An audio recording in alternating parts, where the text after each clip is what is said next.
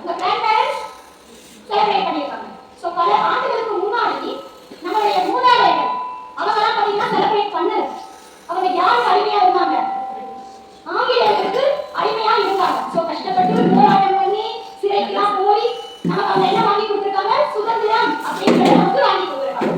So நம்ம இன்னைக்கு எல்லாருமே அழகா ரொம்ப நிம்மதியா நிறைவா இன்னைக்கு உட்கார்ந்துருக்கோம் சுதந்திரமா அப்படின்னா அதுக்கு யார் காரணம்? நம்மளுடைய மூதாதையர்கள். புரியுதா உங்களுக்கு? ஓகே, சுதந்திரம் கிடைச்சிருச்சு. எப்ப கிடைச்சதுன்னா 1947 ஆகஸ்ட் 15 கிடைச்சதா? எஸ். ஓகே.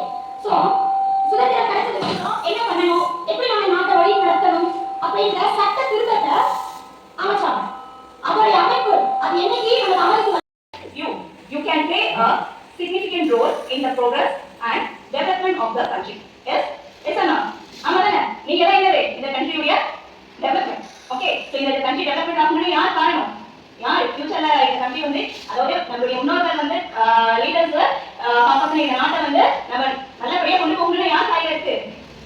நீங்க தான். ஓகே, இந்த உள்ளமைப்பட்ட சிவனே நீங்கள் எல்லாத்தை உங்கள் மாற்றத்தின் நினைக்கிறதுக்கு செய்வாயாக. ஆமீன். அதான் நீ கண்ணியமிக்க நல்லடியார்களே, நான் இதுக்கு முன்னாடி என்ன தலைப்பு பேச போறேன்னா, நமது நாடு நமது உரிமை, அப்படிதானே? இது நம்முடைய தாய்மொழி, அப்படிதானமா? நம்மளுடைய உரிமை தான் எல்லாமே. அப்படிப்பட்ட உரிமையான தினம் தான். அதுல ஒரு தினம் என்னது? இந்த குடியரசு தினம். சரியா? இந்த தினம் எதுக்காக வந்துச்சு நிறைய காரணங்கள் இருக்கு. ஆனா அது ஒரே ஒரு ஸ்டோரி சொல்லி நான் உங்களுக்கு முடிச்சேன். சரியா? இதுக்கு முன்னாடி வாழ்ந்த மன்னர்கள் எல்லாம் இருக்காங்க பாத்தீங்களா? அரசர்கள் எல்லாம் இருக்காங்கல்ல, அந்த அரசர்ல ஒரு அரசர் பத்தி நான் சொல்றேன். ஒரு அரசர் இருக்காரு. அவர் எப்படிப்பட்ட அரசரா இருக்காருன்னா, ரொம்ப நல்ல மக்களுக்கு மத்தியில பார்க்க கொடைவள்ளல் அளவுக்கு இருக்காரு. எந்த மக்கள் தேடி வந்தாலும் அன்பாகவும் பாசமாகவும் அவங்களுக்கு தேவையான எல்லா உதவிகளையும் செய்யற அளவுக்கு அவருடைய குணம் இருக்கு. ஊர் மக்களுக்கு பார்க்கவும் அப்படியே இருக்கு. அதே மாதிரி இருக்கிற அரசர் என்ன பண்றாருன்னா, அவருக்காக உணவு தயார் செய்யறதுக்காக ஒரு வேலையாளர் தேடுறாரு. சரியா? வேலை பார்க்கறதுக்காக, குக்கிங் பண்ணி கொடுக்கறதுக்காக ஒரு வேலையாளர் தேடுறாரு. தேடினோடனே ஒரு வேலையாளர் கிடைச்சிட்டாங்க. அவருக்கு என்ன பண்றாங்க? அரசருக்கு நல்ல 3 வேலையும் வாய்ப்பு ருசியா நல்லா சமைச்சு கொடுக்குறாரு அந்த வேலையாளர். சரியா? 3 வேலை என்ன பண்றாங்க? வாய்ப்பு ருசியா அந்த வேலையாளர் நல்லா சமைச்சு கொடுக்குறாங்க. அந்த சாப்பாடும் அந்த அரசருக்கு எப்படி இருக்கு? ரொம்ப பிடிச்சிருக்கு. திப்பு சுல்தான் யார் தெரியும்? சோஷியல் படிச்சிருக்கீங்க. திப்பு சுல்தான் ஏன் திப்பு சுல்தான் ஞாபகத்துக்கு வரல? சோ அந்த காகிதம் இயக்க பத்தியும் திப்பு சுல்தான் பத்தியும் நான் உங்களுக்கு சொல்ல போறேன்.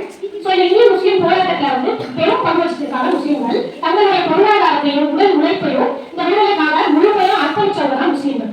இதுல மௌலானா அபுல் கலாம் ஆசாத், ரஃபீக் அஹ்மத், காகிதம் இயக்கம் விடுதலை இயக்கத்துக்காக மிக பெரும் பாடுபட்டு நமக்கு குடியரசு தலைவராக கிடைக்கப்பட்டு எப்படி இருந்திருக்காங்க?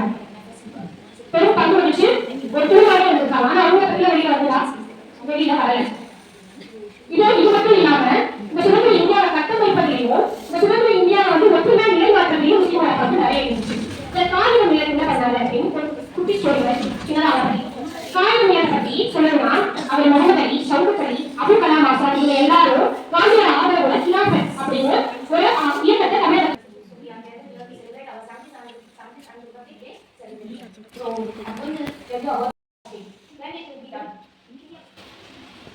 So, I'll explain you. The flag hosting will be done in the Independence Day.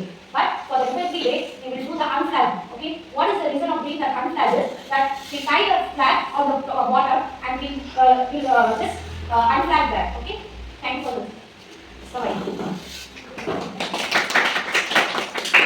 சொந்த முன்னாடி கிடைச்சிச்சு. ஆனா நம்ம எப்படி இருக்கிறோம், நம்மளோட உரிமைகள் என்ன, நம்மளோட கடமைகள் என்ன, அதை பத்தி ஒரு 3 நாள் புக்கா எழுதிருக்காங்க. அது வந்து சட்டமா இயக்கப்பட்டதுனால தான் இந்த ரிபப்ளிக்.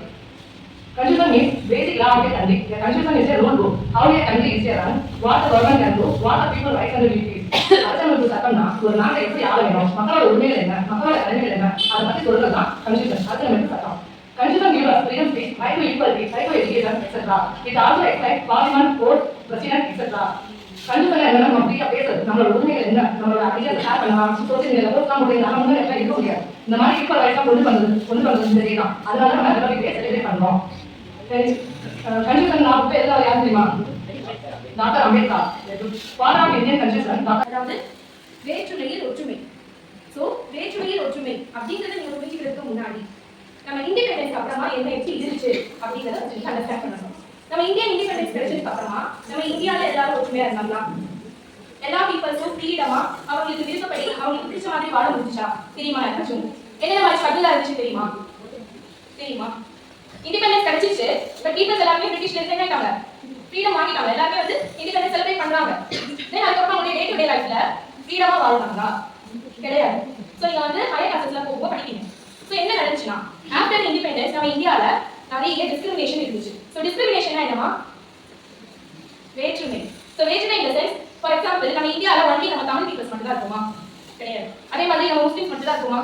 இல்ல. நம்ம இந்தியாவில் நீங்க எடுத்துக்கிட்டீங்கன்னா நிறைய ரிலீஜியன்ஸ் இருக்கு, கரெக்டா? ஸோ மெயினான 3 ரிலீஜியன், இந்து,